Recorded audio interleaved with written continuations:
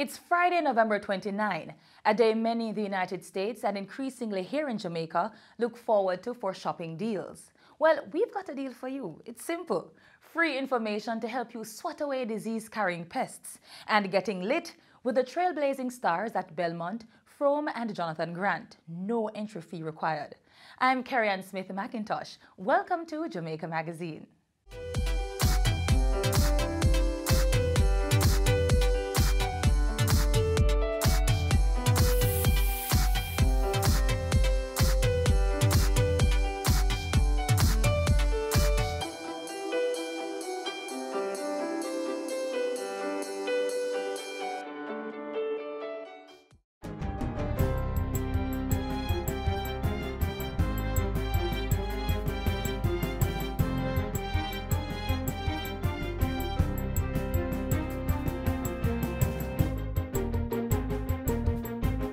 Good day, I'm Theodore Henry and this is your JIS News for Friday, November 29.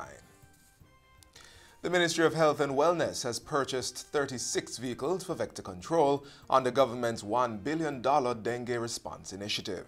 I'm happy to announce that the vehicles have been procured, the 36 vehicles, they're here.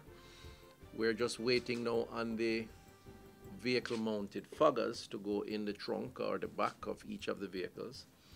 And in another week, I am told, we'll be able to release to the respective parishes. The Health and Wellness Minister made that announcement during a press briefing yesterday. He says the 36 vehicles will facilitate more frequent fogging, which will help to better control the adult mosquito population. Currently, fogging is being done 1 in every 21 days in targeted areas. With the new fleet of vehicles, this will be increased to 1 in every 7 days. That will be important because it will mean a more consistent fogging cycle. Minister Tufton says the enhanced mosquito vector control measures are being supported by members of Parliament who are putting together plans that will complement the efforts of vector control workers in the various communities. He says the intervention being carried out by 1,000 temporary vector control workers and over 200 permanent staff will continue into the new year. They'll be available moving around, doing house visits, giving advice, providing brochures, treating water that is contaminated or breeding mosquitoes. In the meantime, the Health Ministry is reporting that the country is beginning to see a small decline in the number of dengue cases above the epidemic threshold. Chief Medical Officer Dr. Jacqueline Bisesa-McKenzie made the announcement during Thursday's press briefing at the ministry. Generally speaking, from October, we have actually seen a small decline in the number of cases. Dr. Bisesa-McKenzie reports that in January, the number of cases peaked and then gradually declined, but still remained above the epidemic threshold until about May. But with the rains in June to July, the country again began seeing increased cases of dengue reaching above the threshold level. There have been 6,792 cases with dates of onset in 2019. The data also shows 63 dengue-related deaths over the period 2018 to November 21, 2019, with most of the cases being persons below age 14. The Chief Medical Officer is expressing concern that in most of the cases that resulted in poor outcomes, persons were presented late to hospitals and when conditions were severe. She's urging persons to pay attention to the warning signs and symptoms and to seek early medical intervention. We have put in several measures since the beginning of the year that continues in terms of the sensitization of our clinicians in terms of attending to these persons early and treating every case of dengue as being serious in terms of the advice so that persons are aware what to expect, what to look out for, what we call the warning signs. And if any of these occur, to visit their healthcare provider. The Westmoreland Health Department is advising schools and parents to be on the lookout for symptoms of hand, foot and mouth disease among children. Parish Health and Promotions Officer Gerald Miller says that while there is no outbreak of the disease in the parish, the department has received isolated reports of cases, hence the warning. Initial signs of the disease include fever, poor appetite, sore throat and a feeling of malaise. These symptoms generally last for 1 to 2 days before a blister-like rash appears on the hands, feet, and in the mouth. The rash initially emerges as small red spots, but then develops into blisters, which may present on the gums, inner cheeks, and tongue. Stressing the importance of good hygiene, Mr. Miller says parents must ensure that children wash their hands regularly and use hand sanitizer when fresh water and soap is not available. He's also encouraging persons to avoid touching their eyes, mouth, and nose with unwashed hands, and for parents and early childhood institutions to sanitize toys often in order to reduce the risk of contracting the disease. The Westmoreland Parish Department has reportedly dispatched information to early childhood institutions on identifying the symptoms and practicing proper hygiene. It is recommended that students with symptoms of hand, foot, and mouth disease should be sent home for at least 1 week, and they should seek medical care. The Parish Health and Promotions Officer says that while there is no specific treatment for the disease, managing the fever and preventing dehydration should be the aim.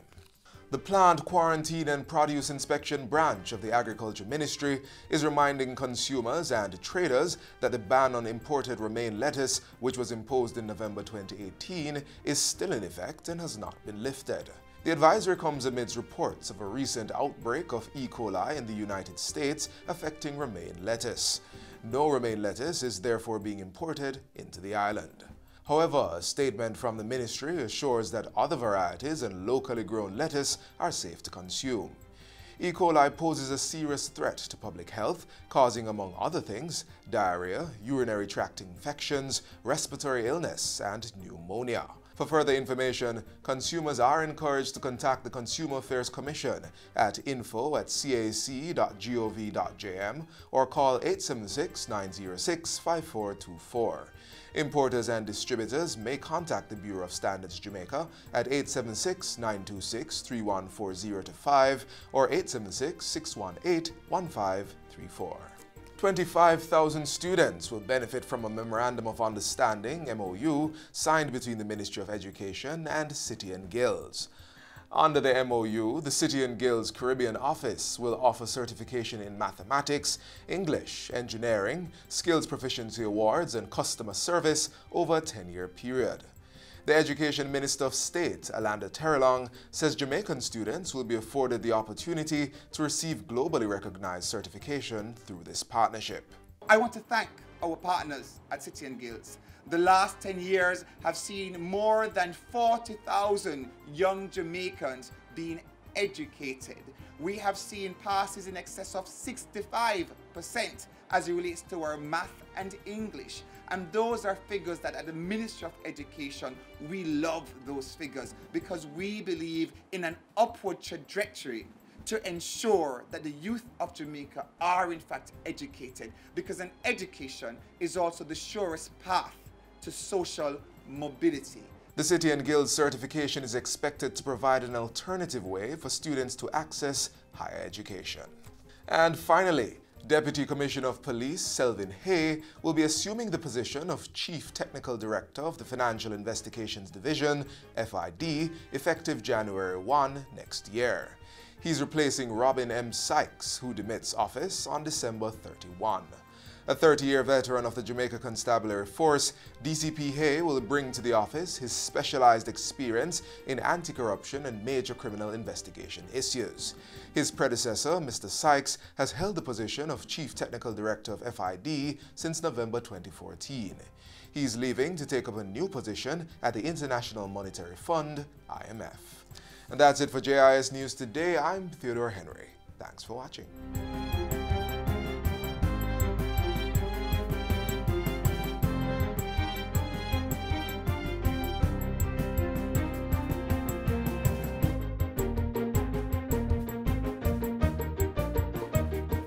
This is the Aedes aegypti mosquito that spreads the Zika, chikungunya, and dengue viruses. Protect yourself from the bite of this mosquito. A message from the Ministry of Health.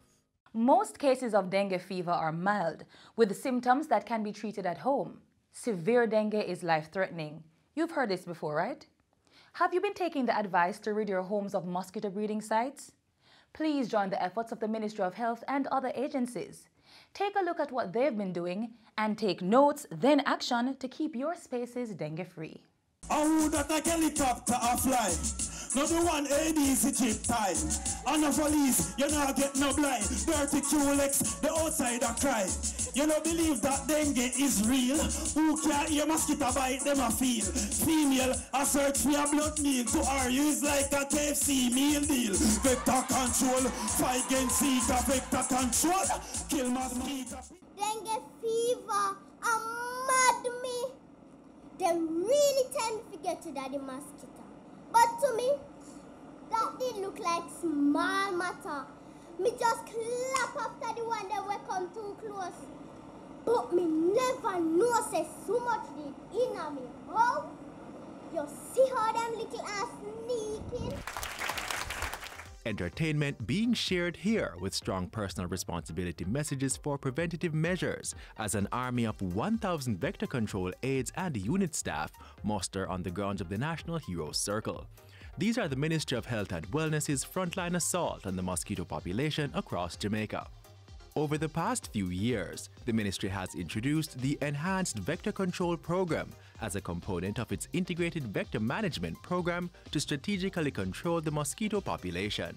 History, literature, and research tells us that if we enhance our vector control activities 2 or 3 months prior to your high transmission period, you're likely to reduce the possibility of an outbreak. And if you do get into an outbreak, to reduce the burden of same. It is an attempt at educating the population, and we have to remind them of it almost every single year, because as Jamaicans we tend to forget when it's not a crisis, it don't matter until it becomes a crisis again. We have to be proactive. Ridding our environment of the pesky Aedes aegypti mosquito requires every able member of our communities to engage in a sustained search to locate and destroy mosquito breeding sites. The ministry's trained vector control team plays an important role by visiting homes, distributing materials, inspecting and treating water storage facilities, and passing on information to individuals they meet. We're focusing on this one because this one is the one that carries the deadly virus. The Zika, the Chick-V, the Dengue in particular, but other viruses too. Objects and containers holding water or water catchment areas within our surroundings are prime breeding sites. 75 of the times when we find mosquitoes breeding, it is in and around the home, and it was put there or left there by the householder who becomes the victim of the mosquito when it goes out and starts to bite and spread the virus. The team of vector control workers have the role of ensuring householders recognize the dangers and that they take the necessary steps to secure their environment. Cover your drums if you're storing water for usage. That you make sure your solid waste is properly packaged so that NSNAA can come and pick it up, or you can drop it off somewhere. That you empty out your vase that you have your flowers in, your freshly cut flowers on your dining room table or on your dresser to pretty up your house. You empty it periodically because it's water and it's a breeding site. The Ministry of Health and Wellness is making the employment of 1,000 vector control aides a standardized yearly feature of its operation. At the same time, the cadre of permanent vector control staff is being increased from 200 to 300, drawing from the pool of 1,000. All vector control aides received training and certification through the Heart Trust NTA, which empowered them with the skills they can use in many other jobs. The training is about management and supervision. The training is about how to interact with people, customer service. The training is about deportment and personal conduct.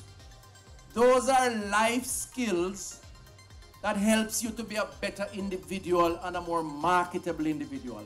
Extra resources have been provided to support this much bigger team in the field in the form of logistics, transportation and equipment such as fogging machines. Some things they want every Jamaican to recognize includes the additional breeding sites that spring up during rainy times. Water collection containers should be securely covered so they don't become breeding grounds. And solid waste can be a harbor for these deadly pests. The Health and Wellness Ministry is collaborating with the National Solid Waste Management Authority and municipal corporations to ensure our environments are clean and mosquito-free. $130 million has been mobilized by the National Health Fund to finance the work.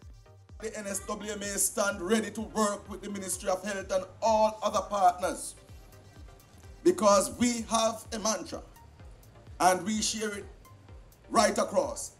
Jamaica's beauty is our collective duty. And we want to have a safe environment for us, not us, but our children. Be welcoming to those who are deployed in the field, the 1,200 or so vector workers who will visit your homes to allow them to assist you in identifying and destroying those breeding sites. The real response to dengue is not just about the treatment. That stage everybody would have been, the person would have been affected. It really is about how we prevent.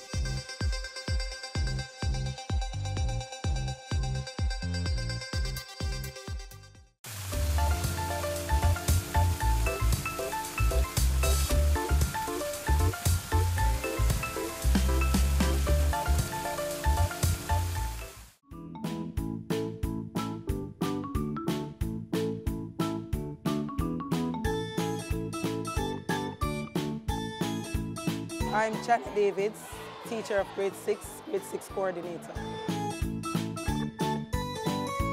Get them interested in the reading. Because you know, research has shown that over the years, as children get older, the interest and motivation in reading decreases. So as a grade 6 teacher, what I try to do is to encourage my students to read a wide variety of genres. Sometimes while I'm teaching, what I do is I bring in a little of what I've read in a book into my whole discussion, you know, like a teenager book. And then they will say, "Miss, you know that?" And I say, "Yes, because I read all types of books, and therefore you need to read all types of books." I think parents themselves must be readers. Parents must not allow the students to think that reading is a chore. You know, like sometimes when they're doing something bad and the parents say, "Go take up your book." No, it should be something fun. So they should find fun ways to read together with the children and read to them sometimes as well. And not just reading just one particular material, but a variety of materials so that they know that reading is not just a book. So those are some of the ways in which I try to pique their interest and get them interested in reading.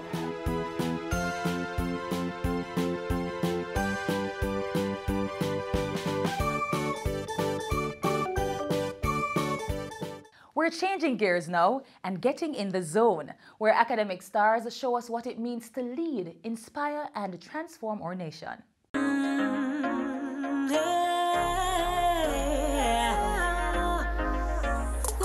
At Belmont, we no watch no face, we no watch no color, gender or race. Yes, Belmont is our school zone. You can call it our secondary home. Hey, school zone, it's nice to meet ya. Truly, we're glad to see ya.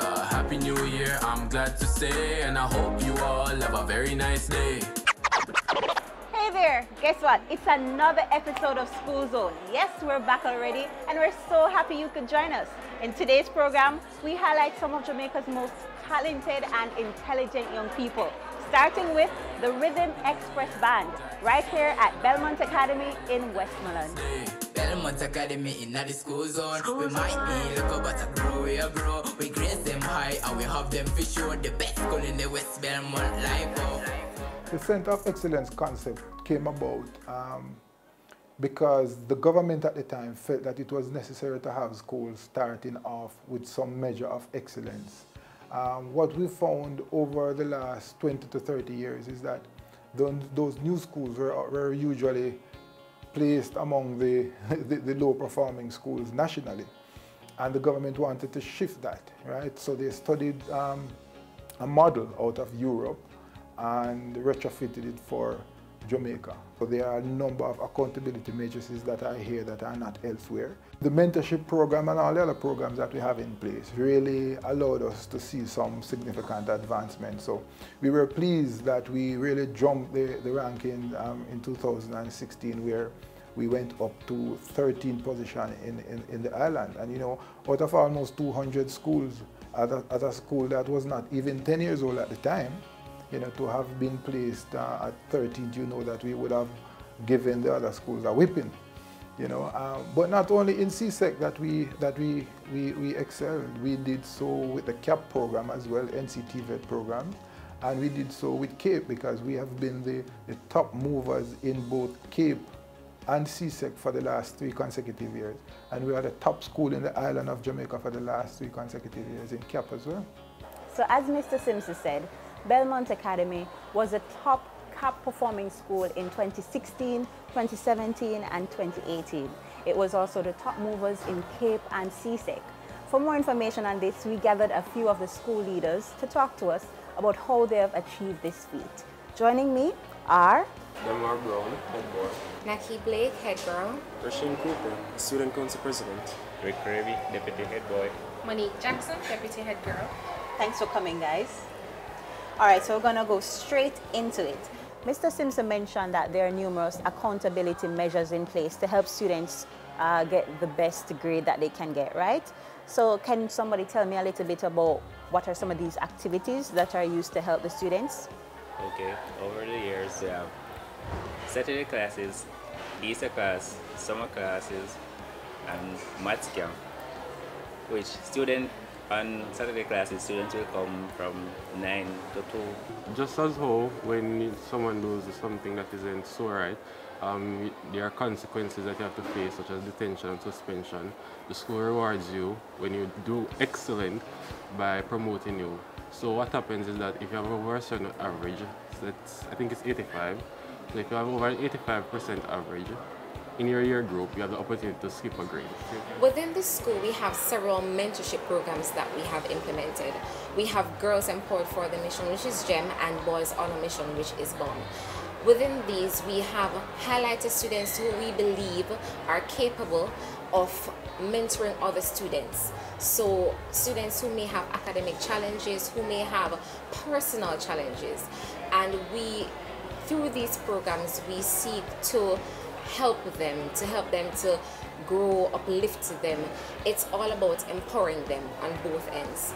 Academic mentorship, we have after-school programs where students who have challenges in different subject areas, we assist them, we provide to them different tools and materials that can help them to advance themselves, both student to student, teacher to student, and teacher to teacher.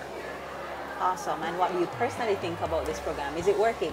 It is working because personally I am in charge of GEM as the head girl of the school, and through that program I have seen where the girls that are the mentees within the program, they are changing, adapting, they are relating to their environment. I see where they have achieved great results. We as sixth formers are required to do a skill, so it's basically an advantage for us because then we graduate with our CAPE subjects as well as having a skill, so we can work in the hotel industry at the same time we can go to university if we wish to. Finally, your principal was also referred to as one of the most creative and innovative principals in Jamaica. Do you agree? We all do. Awesome. I strongly agree. Why? Why is this? Well, our principal is unlike any other principal that's out there. He's the type of principal that works alongside his staff, his faculty, his students. He's the type of principal that won't give up on people so easily. He's a principal that gives you the push that you need to achieve greatness. Thank you so much, guys, for coming. Road code, road code, road code, road code, road code. Stop, look, listen and free. Don't move far, you can do all three. Car, van, bike and bus. Love and but you must use none. Stop, look, listen and free. Don't move far, you can do all three. From take a big side. From take A big side. Welcome to Prune Technical High School, and you're watching School Zone. Yes, after our visit to Belmont Academy in Westmoreland, we journeyed a few miles to the neighboring Frome Technical High School, where we met up with another promising student who is defying the odds. My name is Karen Patterson, and I am the Miss Frome Technical High School. Well, my family call it bow leg, but doctors say it's blunt disease. Majority of the persons on my mother's side has it, miss. So really growing up, it was not really a problem. Sometimes I would like to play some games, miss, and I can't play it because of my legs. Miss Gregory, miss, my teacher, she was saying that, Karine, you know that you have high self-esteem and you should enter the pageant. But I was saying that being in a beauty pageant, miss, is more about your physical appearance and so forth, miss. So I didn't really want her to join. And then my friend said, go ahead, miss, and so I joined, miss. Entering the competition, miss, I was, to tell the truth, miss, I did not think I would have won, miss, because all the others, miss, when you were there and you see all of them in heels, miss, and I couldn't wear any high heels, miss. I have to wear flat shoes, and I was like, the judges are going to say, she don't have no heels, so she's not going to make it, miss. So I didn't think I was going to win, miss. But on the night, miss, I went out and I was confident in myself, miss, knowing that no matter what, I'm going to do my best, miss. And I went out there and I did my best. I go by a motto that is strong to my heart. It says that my mind is the block between me and my destiny, and my flaws are the pushing force behind me. Meaning that no matter what I put my mind to, knowing my condition, I will try to excel in that area. I would say they should be confident in who they are. Their physical appearance does not define who they are or who they can be, miss. I think that they should take risks. No one knows what could happen, miss. They could be the next Miss From of their school, or they could turn out to be somebody great, miss. Just take risks. And just before we close off today's episode of School Zone, we have one more school that's doing great things. Walk with me. Here at Jonathan Grant, we have grade 9s and 10 students sitting the CSEC mathematics exam at the general proficiency level. May 2018 saw us having 125 of these students sitting. Of the 125, 85 students were grade 9 students. They achieved a 72.2% pass, while the remaining 40 grade 10 students achieved a 62.2% pass. For this year's sitting, we expect even greater results from these awesome students. Did you hear that? Grade 9 and 10 students here at Jonathan Grant High are acing CSEC math in 1 year. I don't know about you, but I'm impressed and I need to know the formula. So let's find out. You're looking at a grade 1 math student, and I have this to say. Whether you're a math king or queen, knowledge is your card. Play it and math will never be hard. We got ones. Do you want one too? Ideas blend when you study with a friend. To get a distinction in math like I did, you have to talk it, enjoy it, lay on it, live it. I got a grade 2 in mathematics, and I believe that you can do better than I did. Practice makes mathematics fantastic. And that's a wrap for today's special School Zone edition on Academic Trailblazers. From the intelligent and talented students at Belmont Academy and the brave and vivacious students at Froome Technical, Karine Patterson. And now we're closing things off with the math geniuses right here at Jonathan Grant High School. Come on guys, help me close out. Do you want your school to be featured in the next School Zone? Or do you want to give us feedback on today's program? All you have to do is email me at sclark@jais.gov.jm. Who knows, you may just be the next school on our block. Bye! Quality programming at no cost to you. That's not just a deal. One might say it's a steal. And guess what? Anything you missed can be found on our website and YouTube channel. Of course, we offer a completely new package tomorrow, same time, same place. And you get a say, really. Reach out on our social media platforms. Emails are also welcomed. And tell us what you think. Until next time, I'm Carrie-Ann Smith-McIntosh. Thanks for your company and take care.